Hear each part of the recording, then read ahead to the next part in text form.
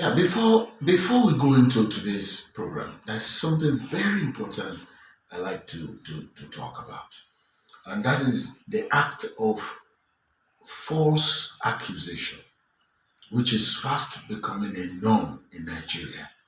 It is very common now to find people just wake up and say somebody has done this, and without proof. I think we should work on this. And I think this is not right. And this is the reason, one of the reasons why we have brought this program out. You need to search your record. You need to have your facts. The fact that you just wake up and call somebody a thief does not make you responsible in any way when you cannot provide an evidence or a proof.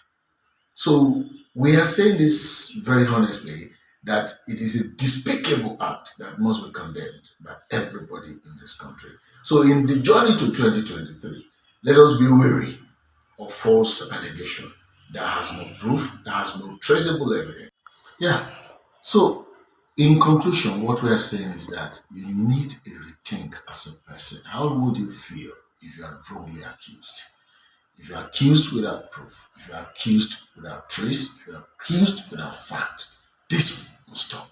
Good to have you again this edition. This is the third edition of the 2023 vote, where we are considering certain parameters about the three leading presidential aspirants in person of the Labour Party candidate Peter Gregory Obi, Bola Ahmed Tinubu of APC, and Elijah Atiku Abubakar of the PDP. In the first edition, we had looked at their biodata, and in the second edition, we looked at their health. And this edition, we are going to be looking at their experience in areas of works, in the area of services to the people.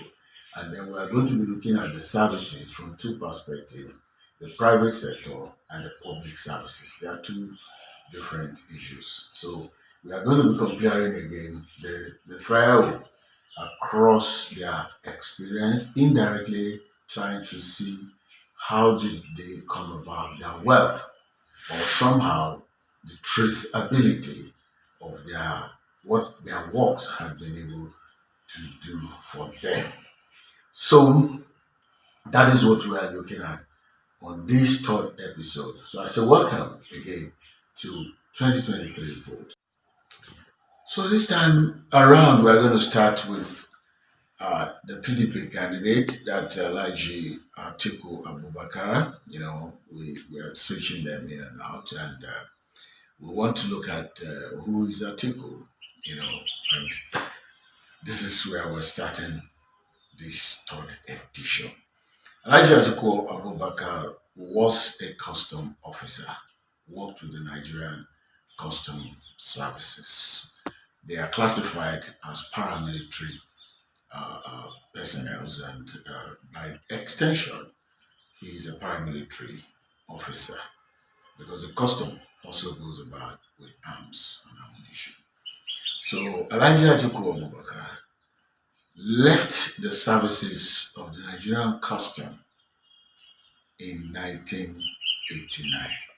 That was when he retired. Now, there are different ways to leave service, either by resignation, by dismissal, or by retirement. Or, yeah, I think there's another one. I don't know whether I'm right, summary dismissal. So, then termination also of appointment. But Elijah Atiku Abubakar left by retiring in 1989. Record shows that Elijah Atiku Abubakar is a businessman, is an investor. And then we had gone to search his record from even corporate affairs service records, and then we came up with this ones. It was discovered that the first business Elijah Atiku Abubakar ventured into was farming. No, there was something involved in, and I think that he failed or he didn't really succeed, so he went into farming and he named it Atiku Abubakar Farms in 1981. And from there, he proceeded to own Nicotes, which today is known as Intel. But we have very good information that he sold his shares in Intel's off. The reason for selling it off was because the Buhari administration, according to Elijah Abubakar, were frustrating the largest cargo servicing company in Nigeria, if not West Africa, due to political reasons because of his interest. So he had to sell the shares off. And then the Buhari government came up with their own defense that a single treasury account, there's no way they could put this together. So he sold off his share and he left. But information also has it that Elijah Atiku Abubakar still holds a larger percentage of night intels that transmitted from Nicotes to that. So even before leaving the services of the Nigerian custom, Atiku already owned Atiku Abubakar Farms and Intels. So we want to look at the effect. The effect is that Nigerians are employed here. Some foreigners too are also employed. So in 2014, yeah, or thereabout, there is a claim of around 50,000 workforce that will serve in all these organizations. And like we said, they have international branches.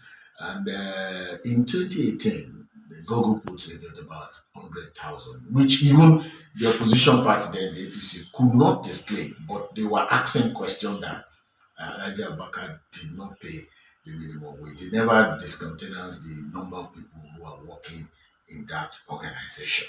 So that means that we can credit to Elijah Atiku Abubakar between 90 to 100,000 workforce there working with him in Nigeria and outside the country. So quite clearly, he's a provider of labor to services to the people, and of course, families are involved that are feeding there.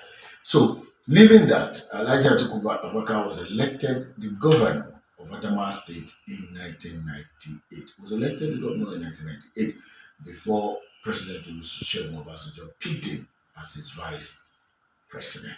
So, Elijah Atiku Abubakar served between 1999 and 2007, that's 8 years, as the Vice President of the Federal Republic of Nigeria. Well, in all this, we also know that while he left office as the Vice President, he has been trying to come back as a president unsuccessfully. So he's coming again 2023. We're praying all of them to be successful. And we know we had had histories too of Buhari ran so many times before he became a president. So we close it on Alhaji Atiku Abubakar and we go to the next person. This time around, we're taking Peter Gregory Obi. I'll be right back. Taking Peter Obi of the Labour Party. And Peter Obi had served in some companies that were able to bring out. Peter Obi has never had the experience of the public service sector, but he has the experience of the private sector. And so Peter Obi is known to have worked with Next International Limited. He's known to have worked with Guardian Express Mortgage Bank Limited. He's known to have worked with Cham Limited. He's known to have worked with Future View Securities Limited. He's known to have worked with Paymaster Nigeria.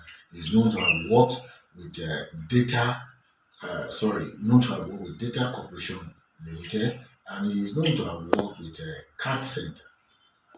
He is known to have worked with Card Center Limited. He is also known to have been the youngest chairman that has served in a bank, and that is the youngest chairman that has served in Fidelity Bank PLC. The youngest chairman that served in Fidelity Bank PLC. Now, if we go into Peter Obi had any experience in the public sector or public service per se, yes, he was governor.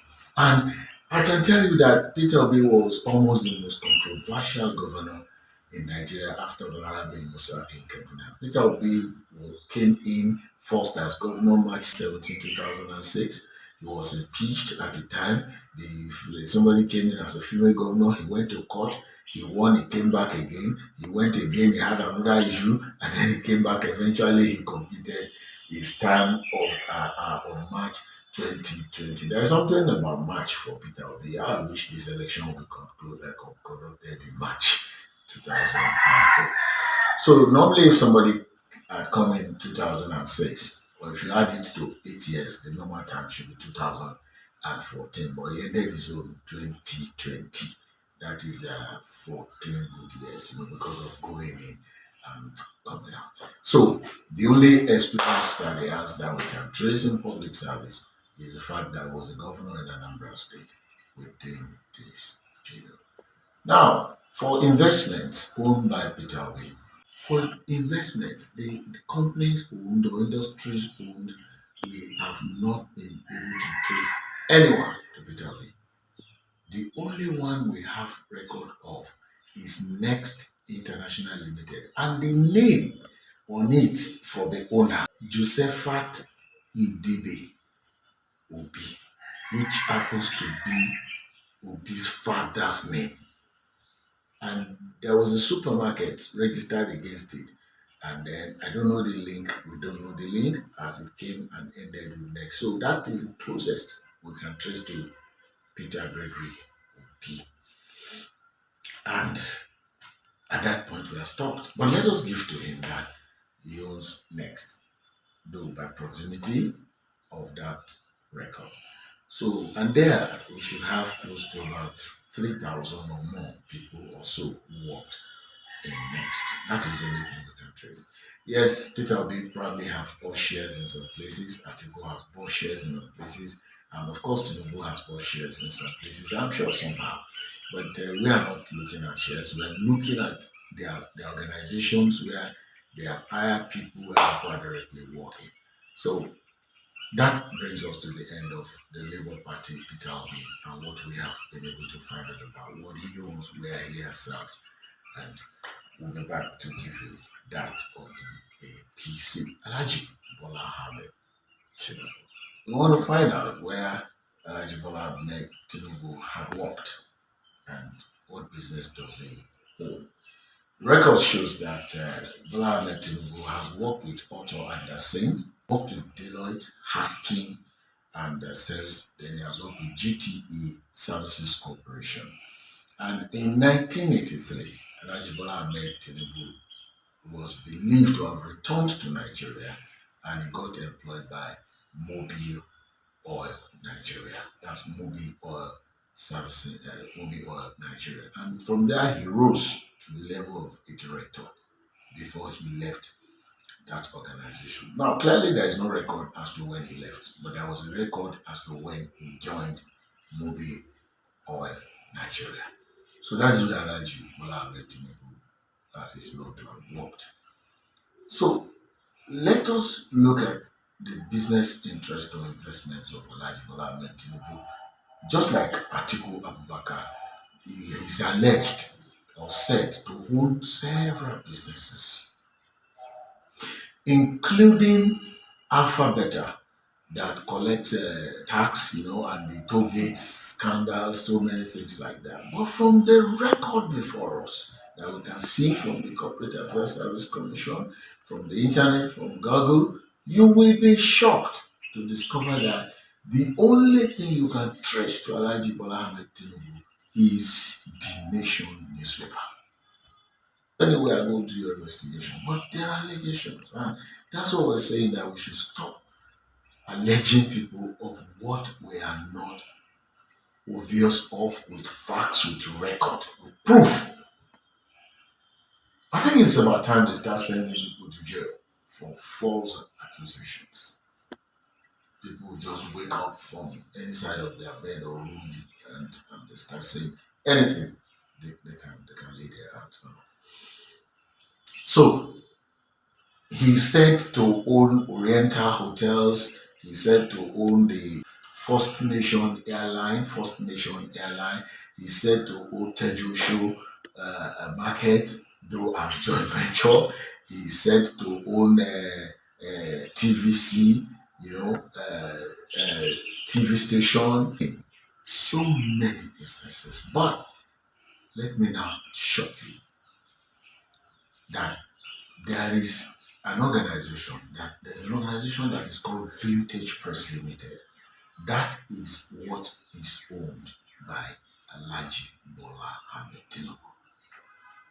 And Vintage Press owns the Nation newspaper. That is the only place we can run a congestion and say, if he owns this and this one owns this, then that means he's the owner of that. And that's the record. That is the record that we have. And Vintage was registered on the 8th of July 2005. Alhaji Bola Ahmed Tinubu owns Vintage Press Limited. And Vintage Press Limited owns the Nation. If you go and check TVC, the names there include that of Babajide Olafemi, one of those journalists. They are the one other name or white man there. There's nothing that indicates Tinubu owns TVC television station. You go to rental, it's completely different. In fact, the alpha beta we are talking about, there is one man, Apara, who actually took Tinubu to court. It's on your screen, you will see that he transferred something out of the blah blah blah, blah like that. He was the MD. Then later again, we left the place. There was cases of fraudulent acquisition, and then again. And so Tinubu does not hold alpha beta by the records on Google, by the records we see, except they are hiding it. So and then up till now, Tinubu himself has not owned up to even own any of this. That was the time Atiku owned up to own this, and I think Peter Obi too. So, but what we even hear is Tinubu has shares in, is it Arsenal or whatever, Arsenal? They keep calling all things. Those ones are not what brings food to the table for the people. So, conclusively here, we will put the Nation newspaper. And well, we don't know the staff strength, but we want to put it at least we are sure 1,000 people will work, which you will want to contest that is not possible. But let's leave it at that. And we know also you keep tracing him to Alpha Beta, and Alpha Beta is a consultant that collects tax. And somebody said, are they not collecting money from people? Are they giving people food? Yes, people work for this organization as tax collectors on the field. We put them there to pursue people to get this and make them do the right thing to pay their tax. So this is where we have come to on the three of them. And then in 1999 to 2007, Alhaji Bola Ahmed Tinubu was the executive governor of Lagos State. So that is the public service experience Alhaji Bola Ahmed Tinubu has. Tinubu too has not worked with the government before. So you would say he has a private sector experience. He does not have the public sector experience, but he has the public service experience.